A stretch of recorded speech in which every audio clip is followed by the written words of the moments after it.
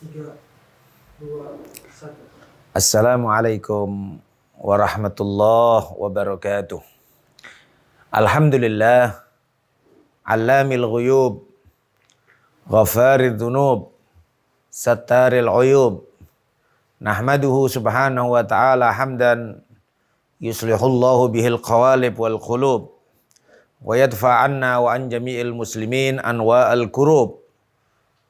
Allahumma salli wa sallim wa barik wa karrim ala sayyidina wa maulana Muhammad al-habibil mahbub syafil ilali wa mufarrijil kurub wa ala alihi wa sahbihi wa man ilaihi mansub.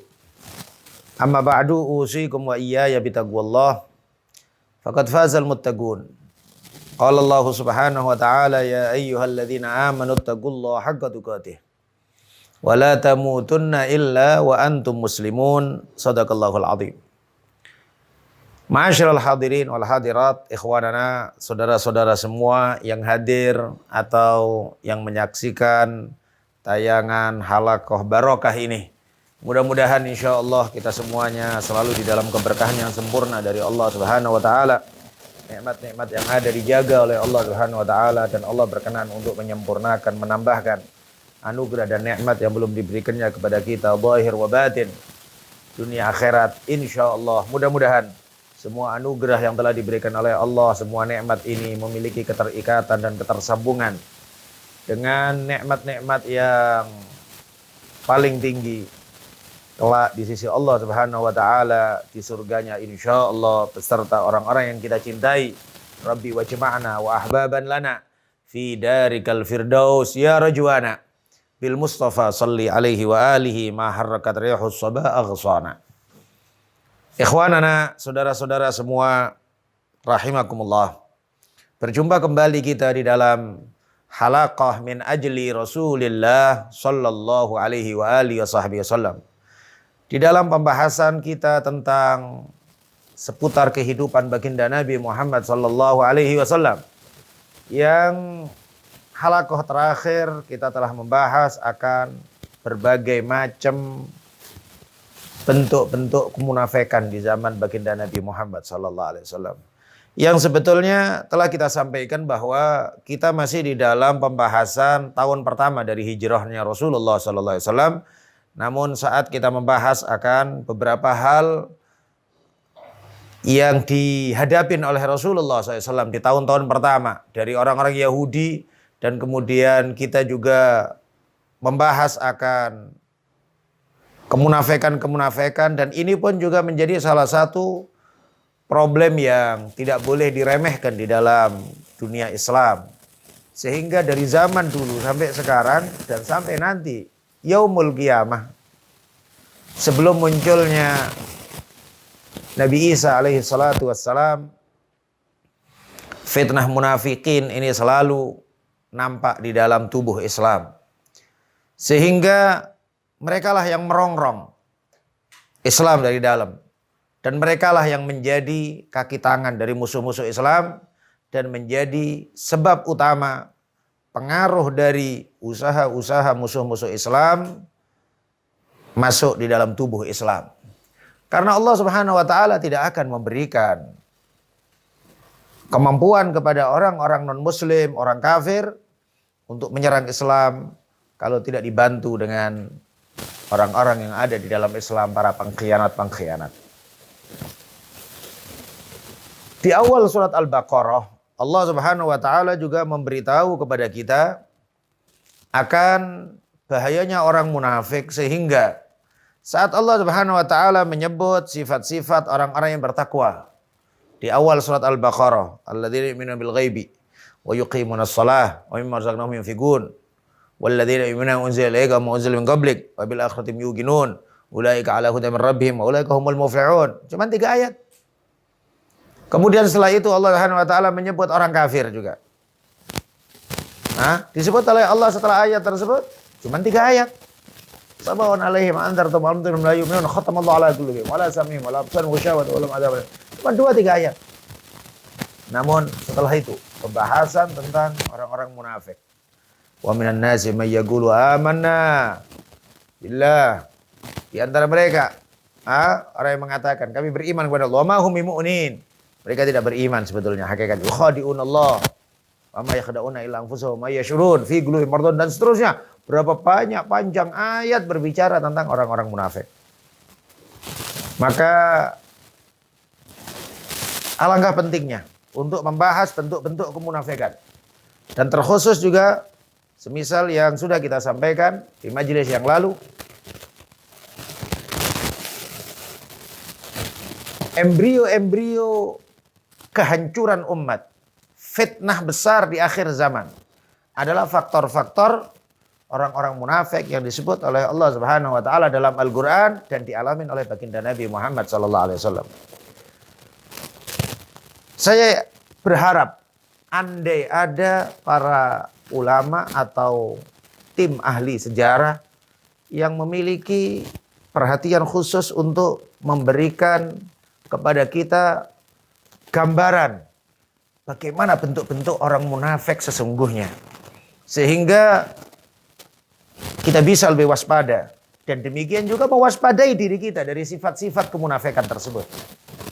Kita telah jelaskan beberapa hal yang mungkin mana yang saya ingat dan juga akan saya tambahkan.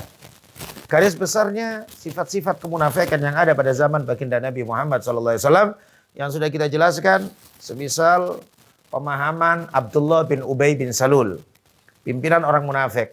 Yang Abdullah bin Ubay bin Salul ini adalah awalnya adalah orang yang sangat terhormat di kalangan kota Yathrib, dan dia hampir diangkat sebagai raja, pemuka dari seluruh suku orang Yathrib karena kehebatan dan juga kebijaksanaan Abdullah bin Ubay bin Salul. Namun saat datang baginda Nabi Muhammad SAW, maka tidak jadilah Abdullah bin Ubay bin Salul ini diangkat menjadi raja dan juga pemimpin dari semua orang-orang Yathrib. Yang akhirnya Abdullah bin Ubay bin Salul kemudian sifat hasudnya lebih kuat sampai akhirnya beliau dikenal dengan Rasul Munafikin, pimpinan orang-orang munafik di zaman Rasulullah sallallahu alaihi wasallam. Sehingga banyak ucapan-ucapan dia yang sangat menyakitkan orang-orang muslim, menyakitkan baginda Nabi Muhammad sallallahu alaihi wasallam. Di antaranya ucapannya dia yang terkenal, samin kalbak yakurak. Kau gemuk-gemukkan anjingmu, maka dia suatu saat akan menerkamu.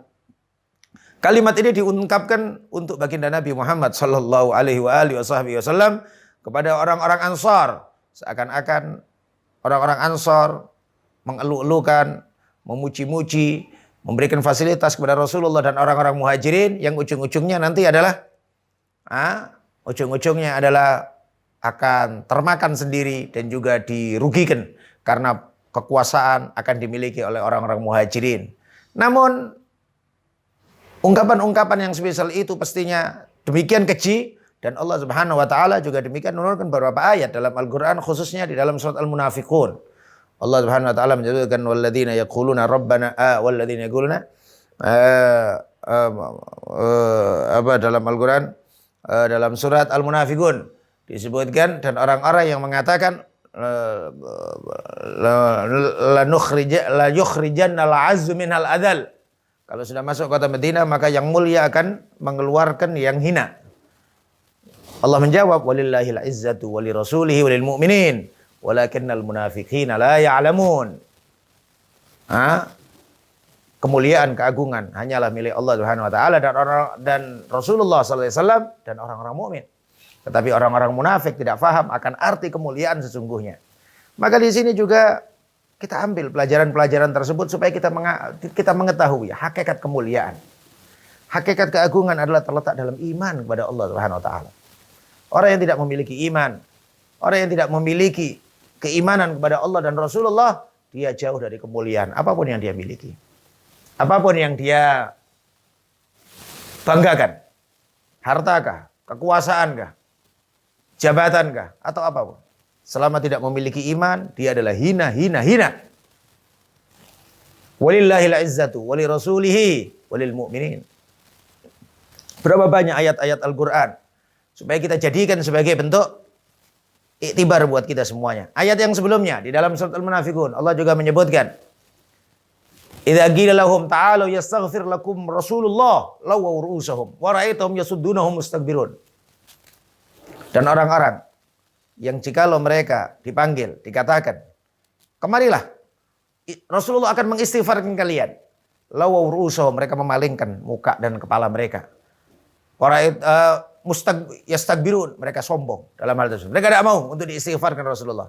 Ini pun juga demikian. Pemahaman munafik bahwa tidak ada perantara antara hamba dengan Allah Subhanahu wa taala. Dan pemahaman yang semisal ini berapa banyak? Di akhir zaman sekarang ini yang mereka selalu mengatakan tidak perlu aulia, tidak perlu mursyid, tidak perlu guru, tidak perlu salihin, langsung sama Allah Subhanahu wa taala.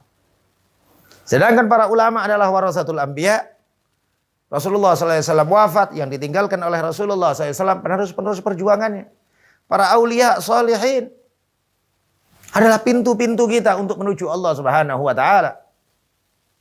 Maka pemahaman la wasithah bainal abdi wa rabbih, tidak ada perantara antara hamba dengan Allah, adalah betul-betul hakikat pemahaman orang munafikin di zaman Rasulullah yang mereka diminta untuk diistighfarkan sama Rasulullah untuk hadir. Lawaw ru'usahum. Mereka berpaling. Mereka sombong. Dan jawaban Allah Subhanahu wa taala sangat mengejutkan. Wa idza qila ta'ala yastaghfir lakum Rasulullah lawaw ru'usahum wa ra'aitahum yasudduna wa mustakbirun. Jawaban Allah, sawa'un alaihim astaghfarta lahum am lam tastaghfir lahum la yaghfirullahu lahum. Innallaha la yahdil qaumal fasiqin. Wahai Nabi Muhammad, sifat Rasulullah rahmat. Nabi Muhammad kata, wahai Nabi Muhammad, kau istighfarkan mereka 70 kali atau lebih dari 70 kali, Allah tidak akan mengampunkan mereka. La yaghfirullahu. Innallaha la yahdil qaumal fasiqin. Sungguhnya Allah tidak akan memberikan hidayah kepada orang-orang fasik. Maka masyaallah hadirin, sifat kesombongan kepada baginda Nabi Muhammad SAW dan juga para ulama dan solehin adalah diantara pemahaman munafikin yang nyata-nyata itu ada di dalam orang-orang di zaman Rasulullah SAW, orang munafik di zaman Rasulullah. Sedangkan kadang-kadang pemahaman itu merebak di sekeliling kita, kemudian kita berkata itu adalah tauhid. Kemudian mereka mengatakan bahwa ini adalah kemurnian akidah. Na'udzubillah min dzalik, dari pemahaman-pemahaman yang tidak diridhoi oleh Allah Subhanahu wa taala.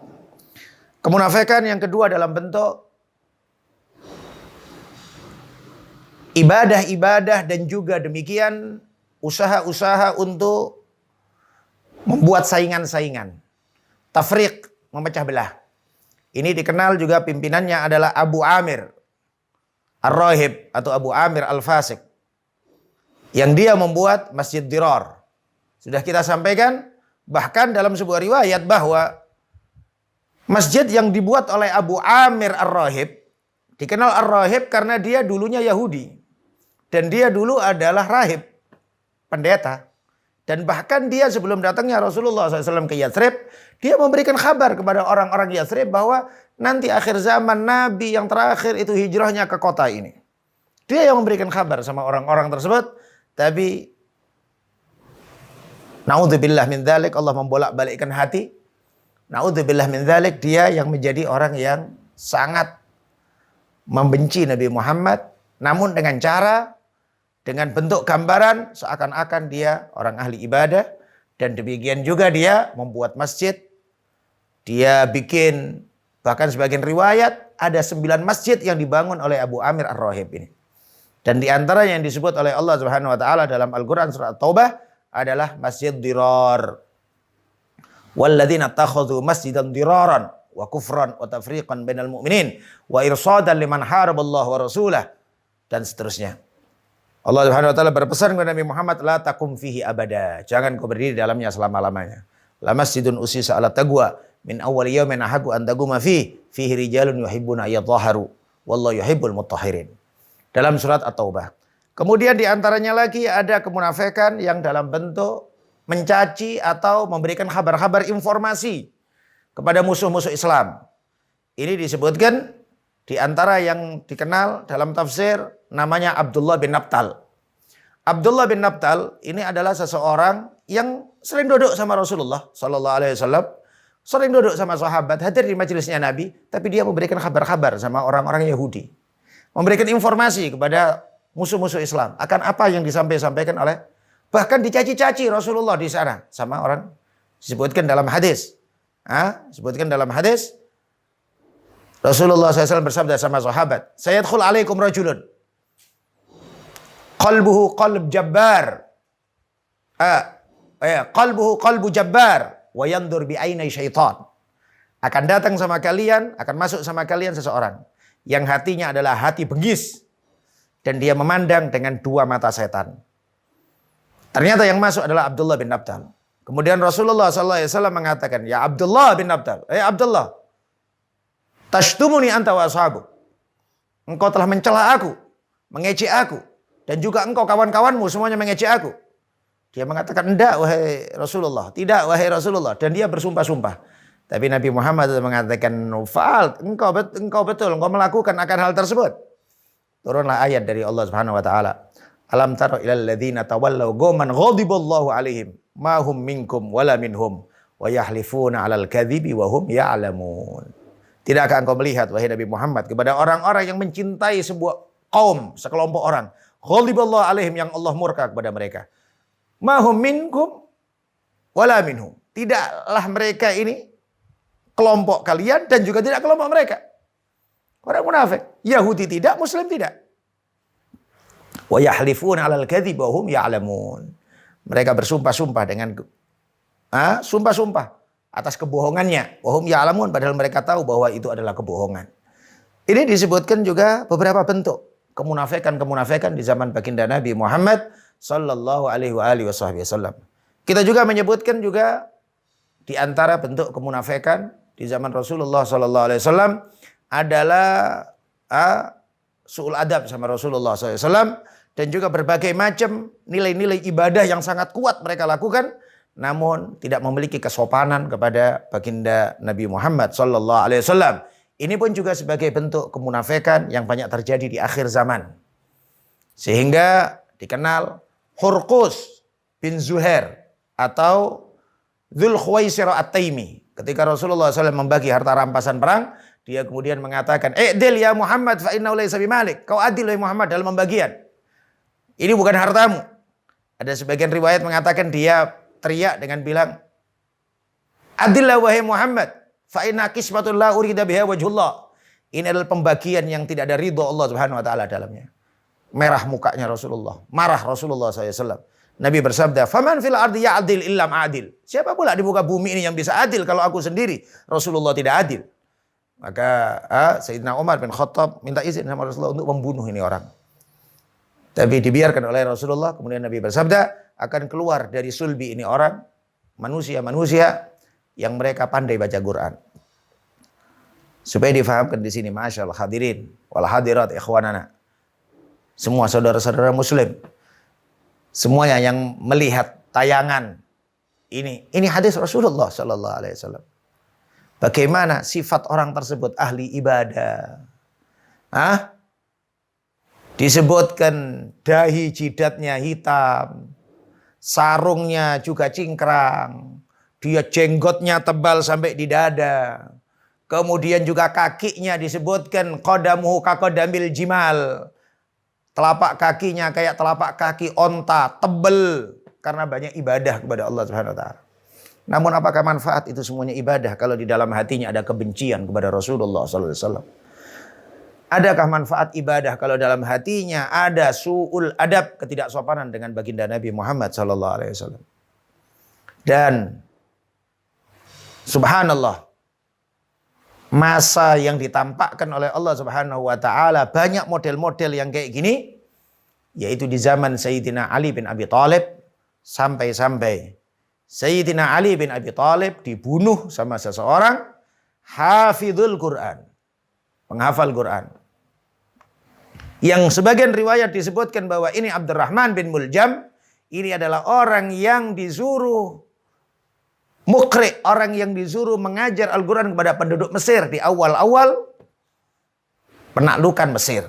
saat awal Mesir ditaklukkan oleh Sayyidina Amr bin As, disuruh oleh khalifah dan oleh Sayyidina Amr bin As untuk mengajarkan orang-orang Mesir Abdurrahman bin Muljam.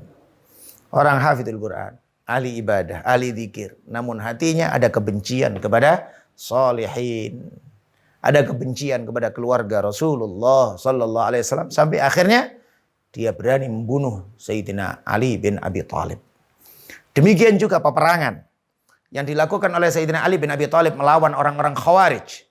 Sampai disebutkan saat Sayyidina Ali bin Abi Thalib melawan orang Khawarij di Nahrawan, para sahabat, pasukan Ali bin Abi Thalib merasa terheran-heran. Mereka tanya sama Sayyidina Ali bin Abi Thalib, "Wahai Tuan Khalifah, yang kami lawan ini adalah orang-orang yang nampak ahli ibadah. Pakaiannya pakaian ahli ibadah. Jenggotnya mereka jenggot ahli ibadah. Mereka nampak bahwa diri mereka ini adalah ahli Quran. Tapi mereka kok menyerang kita?" Kalau Sayyidina Ali bin Abi Thalib kemudian bilang, "Kalian cari di antara mereka, perhatikan si mata-mata atau orang-orang yang terjadi pertempuran kemarin, kalian cari. Adakah orang yang dia di tangan kirinya ada sebuah kayak benjolan. Ada di sebelah kirinya. Ada benjolan, benjolan tersebut hitam. Dan dia berbau busuk. Subhanallah. Dicari, ternyata ditemukan memang betul di antara ada yang meninggal dunia atau di antara yang tewas tersebut, seseorang yang di tangan kanannya ada benjolannya, di bawah di tangannya dia ada benjolannya agak hitam dan keluar bau agak busuk. Sayyidina Ali mengatakan, "Shadaqa Rasulullah sallallahu alaihi wasallam." Rasulullah benar karena Rasulullah pernah menceritakan kepadaku akan mereka orang-orang Khawarij kilabu ahlin nar, yaitu anjing-anjing penduduk neraka. Dan demikianlah ikhwanana berbagai macam bentuk kemunafikan. Ada juga kemunafikan fitnah yang tidak dikenal. Sehingga Sayyidi Al-Habib Abu Bakar bin Ali Al-Masyhur menyebutnya dengan fitnah muamma. Fitnah yang buta, yang tidak dikenal siapa. Ini hadisnya ada beberapa tapi tidak disebutkan siapa namanya. Orang itu tidak dikenal. Seorang sahabat memuji kepada Rasulullah sallallahu alaihi wasallam akan seorang yang ahli ibadah. Kemudian orang itu tersebut masuk. Kemudian saat masuk, Rasulullah melihat orang tersebut, dipanggil oleh Rasulullah. Kemudian Rasulullah bersumpah, "Allahi demi Allah, ahaddatsatka nafsuka, apakah dirimu membisikkan dalam dirimu bahwa engkau adalah orang yang paling mulia di dalam masjid ini? Engkau adalah orang yang paling mulia dalam masjid ini." Ini orang mengatakan, "An-na'am." Ya. Subhanallah, Suf. Dia orang ahli ibadah. Sampai disebutkan dalam riwayat Sahih Muslim, yataqattar ma'al wudu. Wajahnya masih meneteskan air wudu. Tapi dalam hatinya ada kesombongan. Sehingga dia sampai di masjid ada Sayyidina Abu Bakar Siddiq, ada Sayyidina Umar, ada Sayyidina Ali, ada sahabat-sahabat, ada Rasulullah sallallahu alaihi wasallam. Dia merasa dirinya lebih mulia dari mereka semuanya. Kemudian Nabi bersabda, "Inni la'ara fi wajhi saf'ah minasyaitan." Sungguh aku melihat di mukanya ada tamparan dari setan. Fitnah kesombongan kepada solihin.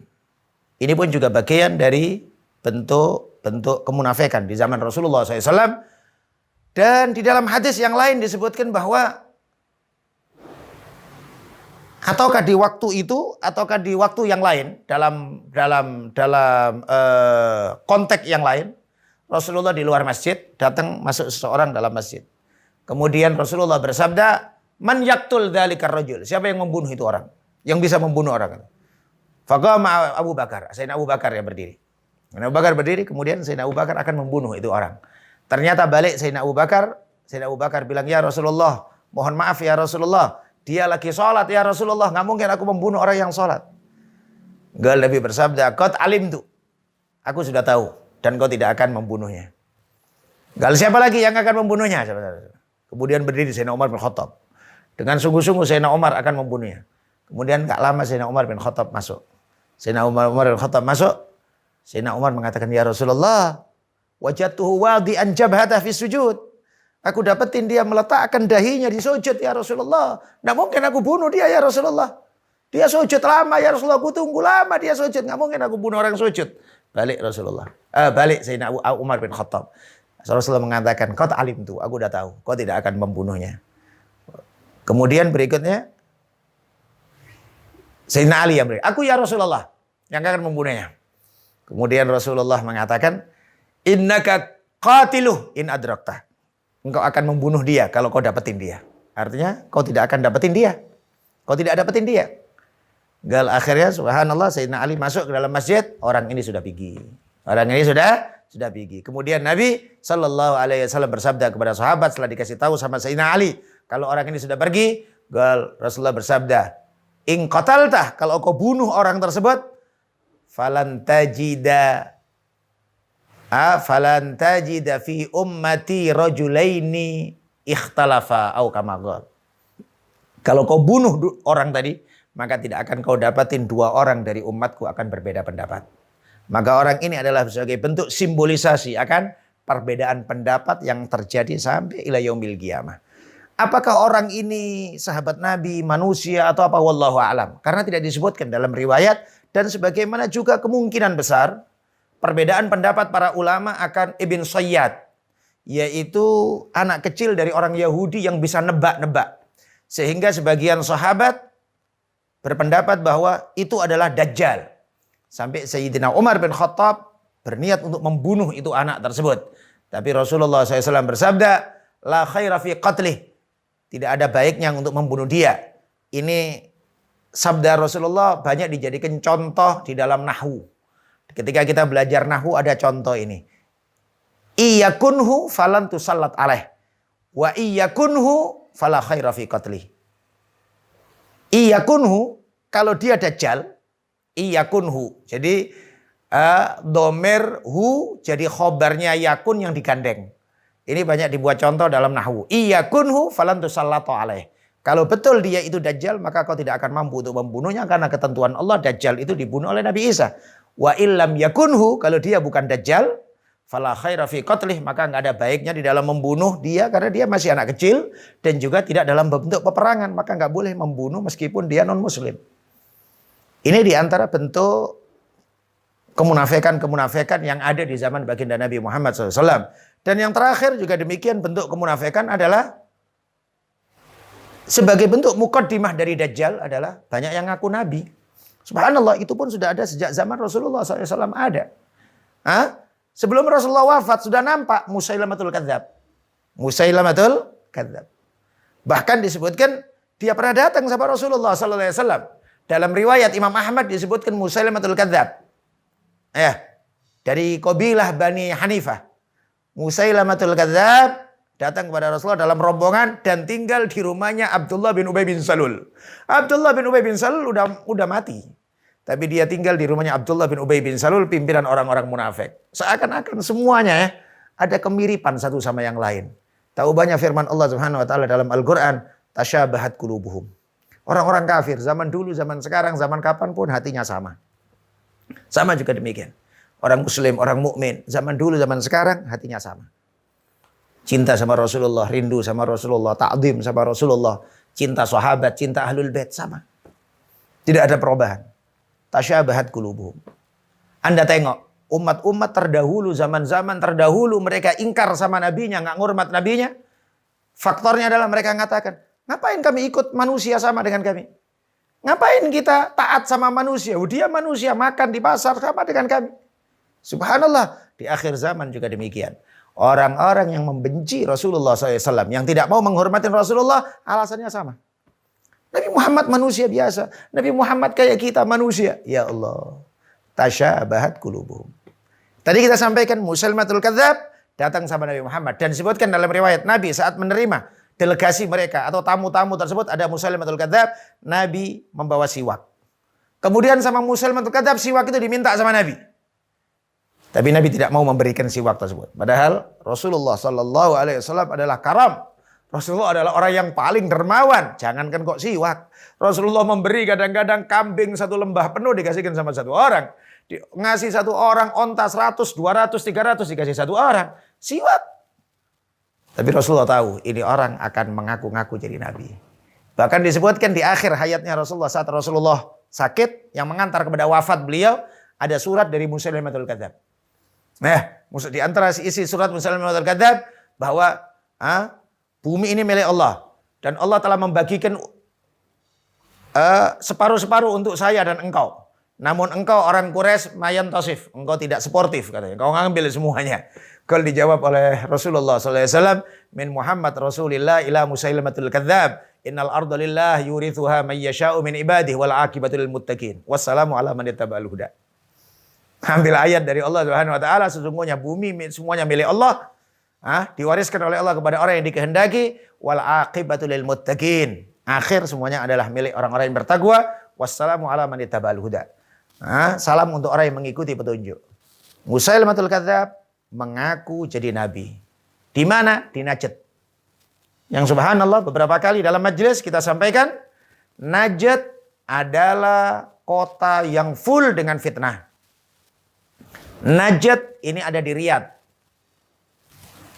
Sekarang kota sekarang Riyadh, dekat kota Qasim dan semisal-semisalnya. Kota Riyadh, Najd. Di situ Musailamatul Kadzdzab. Di situ juga munculnya pertama kali Muhammad bin Abdul Wahhab. Pemahaman-pemahaman Wahabiyah. Yang kudeta kepada pemimpin yang sah di kota Mekah. Dan lain sebagainya dari berbagai macam fitnah-fitnah. Ada sebagian berusaha untuk mengatakan bahwa Najd yang dimaksud oleh Rasulullah SAW bukan Najd Riyadh. Najd itu adalah Najd Irak. Karena di Irak pun ada namanya Najd. Tapi bagi kita, ndak Najd Riyadh, Saudi Arabia atau ndak Najd Irak, memang itu area-area banyak fitnah agama di situ. Kalau orang memahami dan berusaha untuk belajar sejarah dengan sungguh-sungguh. Kalau Najd tadi kita sebutkan. Dalam hadis Sahih Bukhari ya, dalam hadis Sahih Bukhari ini. Rasulullah berdoa, Allah mabarik lana fi yamanina wa syamina. Ya Allah berkahi dalam Yaman kami dan Syam kami. Satu orang mengatakan, wa fi najdina ya Rasulullah. Kemudian Rasulullah berdoa, Allahumma barik lana fi yamanina wa syamina. Ya Allah berkahi dalam Yaman kami dan Syam kami. Seorang lagi, wa fi najdina Najd kami ya Rasulullah. Allahumma barik lana fi yamanina wa syamina. Ya Allah berkahi dalam Yaman dan Syam kami. Rasulullah berkata, Allahumma barik lana fi yamanina wa syamina. Wa fi najdina ya Rasulullah. Udah 3 kali dijawab, hunalika yatlaq qarnu syaitan. Wa hunalika takunu zalazil. Di sana akan muncul tanduk setan dan di sana terjadi banyak goncangan-goncangan fitnah zaman. Fitnah agama. Dan kita sampaikan tadi, bagi kita nggak ada masalah orang mengatakan itu Najd Riyadh atau Najd Irak. Karena dua-duanya adalah memang daerah-daerah yang full dengan fitnah-fitnah zaman. Najd Riyadh sudah kita sampaikan, Musailamatul Kadzdzab di situ, awal-awal pemahaman Wahabi juga di situ, dan demikian juga Najd Irak. Kalau Najd Irak Anda akan tahu juga gimana zaman dulu ada pemahaman Qoromitoh. Qoromitoh ini adalah pemahaman-pemahaman sesat yang mereka memiliki senjata dan juga banyak membunuh orang Islam. Termasuk di zamannya Sayyidina Al-Imamul Muhajir yang menjadikan penyebab Sayyidina Al-Imamul Muhajir keluar dari Irak, Basrah Irak, itu adalah karena fitnah Qoromitoh. Demikian juga saat Sayyidina Imamul Muhajir haji, sebelum hijrah ke kota Hadramut, Sayyidina Al-Imamul Muhajir haji tidak mendapatkan Hajar Aswad. Karena Hajar Aswad ditarik sama Qoromitoh, diambil Qoromitoh beberapa tahun. Dan demikian juga berapa banyak terjadi pertempuran-pertempuran dan usaha pembersihan oleh Sayyidina Al-Imamul Muhajir di kota Hadramut melawan orang-orang Qoromitoh. Maka pemahaman-pemahaman Qoromitoh yang awalnya dari Najd Irak atau pemahaman Wahabiyah dari Najd Riyadh, Saudi Arabia. Dua-duanya adalah Anda artikan Najd Irak, Anda artikan Najd dari Saudi, Riyadh. Sama-sama daerah yang penuh dengan konflik dan fitnah akhir zaman. Kita bersyukur kepada Allah Subhanahu wa taala. Kiblat ilmu kita dan mayoritas ulama-ulama Indonesia kiblatnya adalah Syam dan Yaman. Alhamdulillah. Alhamdulillah. Syam, Syria. Termasuk juga Palestina. Termasuk juga zaman dulu Mesir, karena Mesir juga termasuk dulu Yaman. Ya. Termasuk Syam, Syria. Dan sekarang juga alhamdulillah banyaknya dikirim adik-adik kita, anak-anak kita ke Yaman, ke Hadramut, terkhusus di kota Tarim, kota yang full barokah. Maka ini adalah di antara kabar-kabar yang menggembirakan. Hendaknya kita ekstra hati-hati. Bukan kemudian kita melecehkan dan merendahkan satu daerah dari daerah yang lain. Tapi pastinya ada daerah-daerah yang dimuliakan oleh Allah Subhanahu wa taala. Ada juga daerah-daerah yang dia mendapatkan celaka dari Allah Subhanahu wa taala. Wa idza ra'aital bilada ra'aitaha tashqa wa tas'ad kama tashqa wa yas'ar rijaa. Wa idza ra'aital bilada ra'aitaha tashqa kama tashqal biladu wa tas'adu. Kalau engkau melihat kota-kota, maka engkau akan lihat kota tersebut bisa bahagia dan celaka. Sebagaimana manusia, ada manusia bahagia, ada manusia celaka. Yang akhir ringkasan tentang Musailamatul Kadzdzab. Musailamatul Kadzdzab ini mengaku jadi nabi. Dan yang membawa surat Rasulullah tadi, Habib bin Zaid al-Ansari. Sahabat Rasulullah yang dikenal akhirnya dibunuh sama Musailamatul Kadzdzab. Ya, Musailamatul Kadzdzab kemudian menikahan seorang perempuan. Namanya Syujah. Syujah ini pun juga demikian, ngaku jadi nabi. Ngaku jadi nabi. Maka suami istri ngaku jadi nabi. Ya, demikian juga di Son'a ada Al-Ansi yang ngaku jadi nabi. Ini adalah masa-masa yang dekat dengan akhir hayat Rasulullah SAW dan awal wafatnya Rasulullah SAW yang semuanya diperangin oleh Sayyidina Abu Bakar As-Siddiq radhiyallahu anhu arda. Kita mempelajari akan hal-hal ini supaya kita lebih mewaspadai akan bahaya-bahaya yang menimpa kepada anak-anak kita, generasi kita, akan fitnah-fitnah khawarij, akan fitnah-fitnah munafik yang ada di zaman Rasulullah sallallahu alaihi wasallam.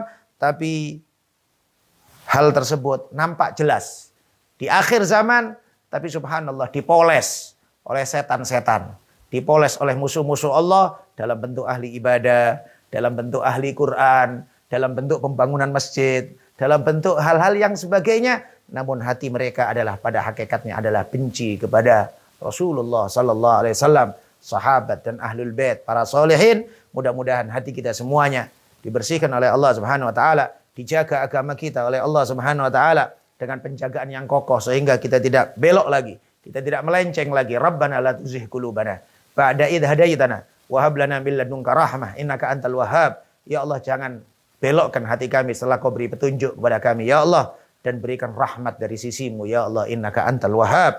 Mudah-mudahan halaqah ini diberkahin oleh Allah Subhanahu wa taala dan insyaallah sehat-sehat walafiat semuanya. Jumpa kembali insyaallah di halaqah-halaqah berikutnya, tetap di dalam halaqah min ajli Rasulillah sallallahu alaihi wa alihi wasallam. Hadza wal afu minkum. Assalamualaikum warahmatullahi wabarakatuh.